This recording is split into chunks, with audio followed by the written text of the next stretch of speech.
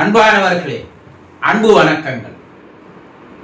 நீங்கள் வாழ்க்கையில் வெற்றி பெற வேண்டுமெனில் அதற்கு பல்வேறு அம்சங்கள் தேவை. அப்படி பல அம்சங்களில் ஒன்றை பற்றி தான் இப்போ நம்ம பார்க்க போறோம். இந்த முல்லா கதையை நீங்க கேள்விப்பட்டிருப்பீங்க, எல்லாம் படித்தாவது இருப்பீங்க. இந்த முல்லா கதைகள் எல்லாம் கேலியும் கிண்டலும் நிறைந்ததாக இருக்கும். ஆனா அதுல ஒரு ஆழ்ந்த வாழ்வியல் கருத்து இருக்கும். ஒரு முறை முல்லா மயான காட்டு வழியாக வந்து கொண்டிருந்தார். சுடுகாட்டு வழியா வரார்.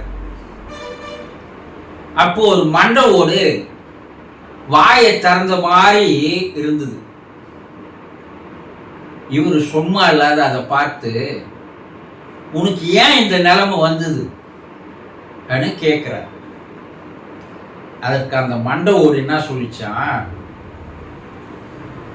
வாயை அடக்காத்தினால்தான் இந்த நிலைக்கு நான் வந்தேன் அப்படின்னுச்சான். இவர் எத்தனை முறை கேட்டாலும் வாயை அடக்காத்தினால்தான், நாவை அடக்காத்தினால்தான் நான் இந்த நிலைக்கு வந்தேன் அப்படின்னு சொல்லுது. என்னடா மண்டவோடு பேசுது, இது ஆச்சரியமா இல்லையா இருக்குது, இதை உடனே நம்ம மன்னனுக்கு சொல்லி ஆகணும் அப்படின்னு அரண்மனைக்கு ஓடுறார். அரசனை பார்த்து, அரசே நான் ஒரு விசித்திரமான அதிசயமான ஒன்றத்தை பார்த்தேன், நீங்களும் வாங்க உங்களுக்கு காட்டுறேன் அப்படின்னு மன்னன்கிட்ட சொல்றார் முல்லா. மன்னன் என்ன சொல்றான், இது போல பல பயனில்லாத உபயோகம் இல்லாத சில விஷயங்களை என்னை கூப்பிட்டு போய் என் நேரத்தை வீணடிச்சிருக்கிற. இந்த முறை நீ சொல்றது உண்மையா இல்லைன்னா அந்த மண்டை ஓட்டுக்கு பதில் இன்னும் மண்டை ஓட ஆகிட்டு வந்துடுவேன்.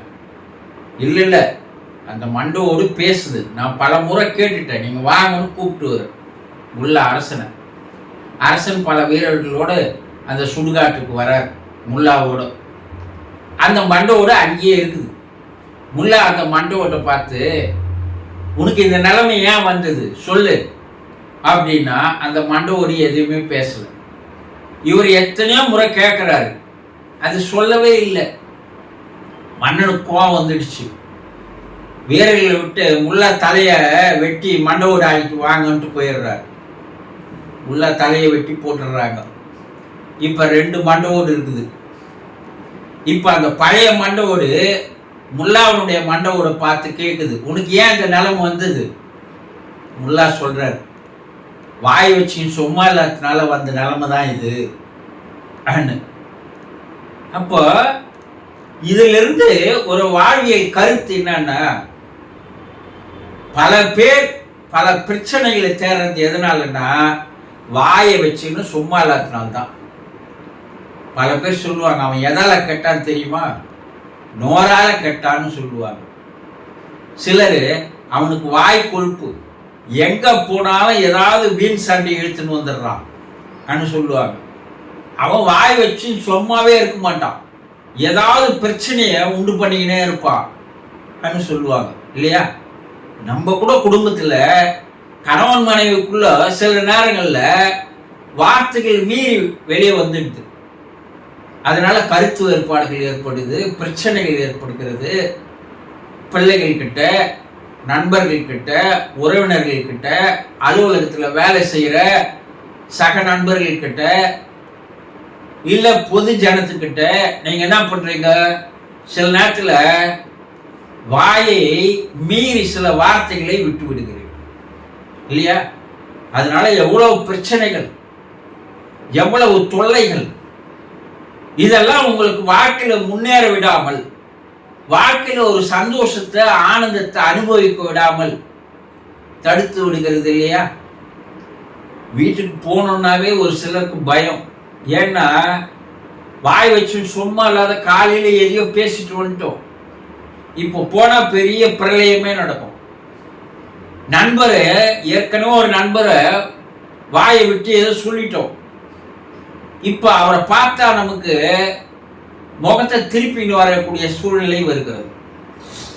கடன் வாங்கினவங்கிட்ட வாய் கொழுப்புல அதையே பேசிடுறோம். அவன் போலீஸ் ஸ்டேஷன்ல திரும்ப நிறுத்து, கோர்ட் வரைக்கும் திரும்ப போயிடுறான். சின்ன பிரச்சனை தான், சின்ன வார்த்தைகள் தான். நம்மை மீறி நம்முடைய நாக்கு என்ன பண்ணுது? வேலை செய்கிறது. அதற்கு அடக்கம் இல்லை, நம்மால் அதை அடக்க முடியல. இடம் பொருள் ஏவல் பார்த்து பேசுன்னு சொல்லுவாங்க. ஆனா இன்னைக்கு ஒவ்வொரு பிரச்சனையும் பாருங்க, குடும்பத்துல வரக்கூடிய பிரச்சனைகள், பிள்ளைகளிடையே கருத்து வேறுபாடுகள், நண்பர்களிடையே கருத்து வேறுபாடுகள், அதே போல உறவினர்களிடம் கருத்து வேறுபாடுகள், தினந்தோறும் பிரச்சனைகளை தேடிக்கொண்டு இல்லையா? சின்னதா வாயை விட்டதுனால கொலை வரைக்கும் கூட போகிறது. இன்னைக்கு பல சிறை கைதிகள் ஆயுள் தண்டனை அனுபவிப்பது என்னன்னா, கொஞ்சம் கோவம் வந்துடுச்சு, கரண்டு முரடா பேசிட்டேன், அவனுக்கு கோவம் வந்தது, 2 பேருக்கும் தகராறு, கத்தி எடுத்து குத்திட்டேன் சொல்றாங்க இல்லையா? சின்ன பிரச்சனை, ஒரே ஒரு அடி கூட இல்லாத ஒரு 4 அடி இருக்கிற ஒரு நாக்கு நமக்கு வாழ்க்கையில் எவ்வளவு பிரச்சனைகளை எடுத்துட்டு வந்துட்டு நம்முடைய லட்சியத்தை, குறிக்கோள் எல்லாம் முடக்கி போட்டுட்டு பாருங்க. நல்ல உறவுகள் இல்லாத போது, நல்ல ஆதரவுகள் இல்லாத போது, நல்ல அரவணைப்புகள் இல்லாத போது பிரச்சனையே வாழ்க்கையாக மாறிவிடுகிறது. வாழ்க்கையில் நம்ம எதை சாதிக்கணும்னு நினைச்சோமோ, எதை வெற்றி அடையணும்னு நினைச்சோமோ, அந்த குறிக்கோள் லட்சியமோ தோத்து போகுது. எதால? ஒரே ஒரு விரல் நீட்டில் இருக்கிற அந்த நாக்கால வரக்கூடிய பிரச்சனைகள் பாருங்க, எவ்வளவு பிரச்சனைகளை உருவாக்கிறோம், நம்மளே தான் உருவாக்கிறோம். இப்போ வாழ்க்கையில வெற்றி அடையணும்னா சில அடக்கங்கள் தேவை இல்லையா? புலனடக்கங்கள் தேவை, மன அடக்கம் தேவை, அதே போல நாவடக்கமும் தேவை. இந்த நாவடக்கமும் வாழ்க்கையில் வெற்றி பெறுவதற்கு உங்களுக்கு பெரும் தடையாக இருக்கிறது. இந்த நாவை அடக்கிட்டீங்கன்னா நீங்க வாழ்க்கையில நல்ல உறவுகள், குடும்பத்திற்குள்ள அளவறிந்து பேசுன்னு சொன்னாங்க. பேசுவது கூட ஒரு சிலர் பார்த்தீங்கன்னா பேசுவதில் கூட ரொம்ப சிக்கனத்தை கடைபிடிப்பாங்க. காரணங்கள், நீ 1 மணி நேரம் பேசினா அவங்களுடைய பதில் 1 or 2 தான் இருக்கும். அப்ப அவர்கள் சந்தோஷமாக இருக்கிறத நீங்க பார்க்கலாம். நமக்கு மட்டும் ஏயா இவ்வளவு பிரச்சனை, அவனுக்கு எதுவுமே இல்லை, சந்தோஷமா இருக்கிறானே. ஆனா அவன் குடும்பத்திலும் சரி, பிள்ளைகள்கிட்டும் சரி, நண்பர்கள்கிட்டையும் சரி, உறவினர்கள்கிட்டையும் சரி, சமுதாயத்தில் பழகுகின்ற மற்றவர்களோடு சரி, அவன் அளவுக்கு அதிகமாக பேசுவதில்லை. அவனுடைய நாக்கு அவனுக்கு அடிமைப்பட்டு கிடக்கிறது. எப்போ உங்க நாக்கு உங்களுக்கு அடிமைப்படவில்லையோ, ஒரு விரல் அளவு நீட்டு இருக்கின்ற அந்த நாக்கு உங்களை கடைசி வரைக்கும் தோல்வியை சந்திக்க வைத்து மரணத்திற்கு வரை எடுத்து செல்லிடும். அதனால்தான் முல்லாவுடைய கதை என்ன சொல்லுது? நாவு அடக்கலைன்னா மரணமே வரும் என்று அந்த கதையிலிருந்து கருத்துக்கள் தெரிகிறது. ஆக வாழ்க்கையில் நீங்க வெற்றி அடையணும்னா இனி பேசும்போது, மற்றவரிடம் பேசும்போது சிந்தித்து பார்த்து எதை பேச வேண்டும், எதை பேசக்கூடாது.